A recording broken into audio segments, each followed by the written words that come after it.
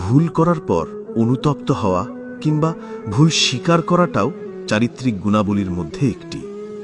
নিজের কোনো ভুল নেই কথাটা যারা বলেন তারাই মূলত বেশি ভুল করেন। মানুষ হয়ে জন্ম নিলে ভুল আপনাকে করতেই হবে, আর সেই ভুল থেকে শিক্ষা নিয়ে সম্পর্ক, কর্ম এবং ব্যবহার সুন্দর করতে হবে।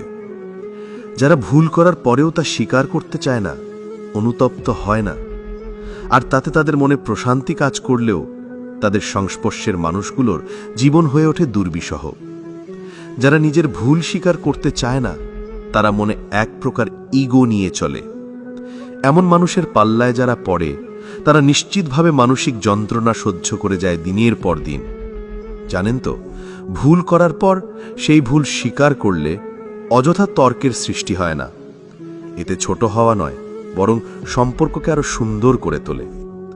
একটা মানুষ যত বড় অপরাধী করুক, সে যখন তা স্বীকার করে ক্ষমা চায় কিংবা নিজেকে সংশোধন করতে চায়, তবে যে কেউ ক্ষমা করে দিতে বাধ্য।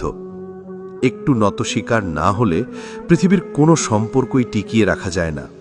নিজেকেও নমনীয় হতে হয়, বিশেষ করে নিজের কোনো ভুল কিংবা দোষের ব্যাপারে।